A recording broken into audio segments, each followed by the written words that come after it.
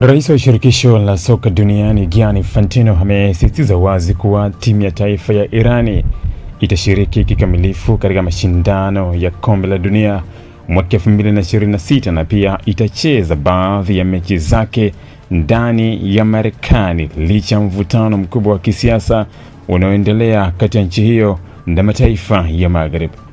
Akizungumza katika ufunguzi wa mkutano mkuu wa FIFA, Infantino alisema wazi kuwa msisitizo kuwa hakuna shaka kuhusu ushiriki wa Irani.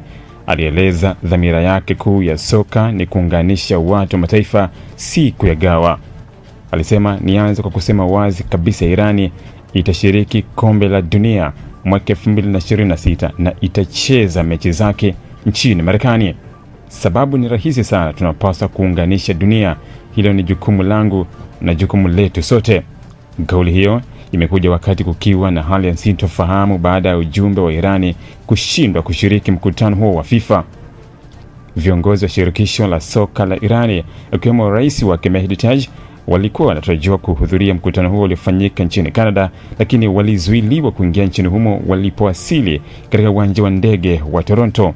Serikali ya Irani ililaani tukio hilo, ikisema kuwa ilihusisha matendo yasiyokubalika kutoka kwa maafisa wa uhamiaji wa Canada, licha ya ujumbe huo kuwa na vibali halali vya kusafiria ikiwemo visa.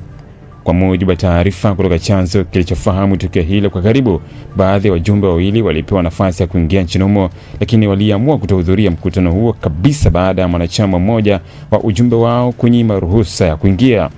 Chanzo kikuu cha tatizo hilo kinahusishwa na historia ya kisiasa ya baadhi ya viongozi wa Irani.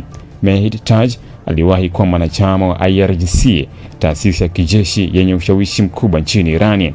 Serikali ya Canada imeiweka taasisi hiyo katika orodha ya makundi ya kigaidi, hivyo watu wanaohusishwa nayo wanazuiliwa kuingia nchini humo kwa mujibu wa sheria.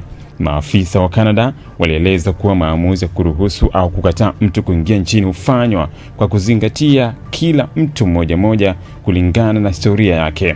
Tukio hili limeibua mjadala mkubwa kuhusu nafasi ya siasa katika michezo, hasa wakati dunia ikijiandaa kwa mashindano makubwa ya soka mwaka 2026. Mashindano hayo yatafanyika kwa pamoja katika nchi za Marekani, Canada na Mexico.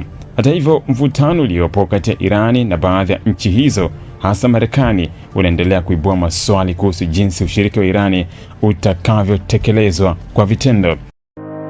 Ili kuwa mwanafamilia bora wa Global TV, usisahau kusubscribe, like, kushare na kucomment. Baada ya kusubscribe, bonyeza alama ya kengele ili kupata taarifa kwa kila video inayopanda Global TV Online.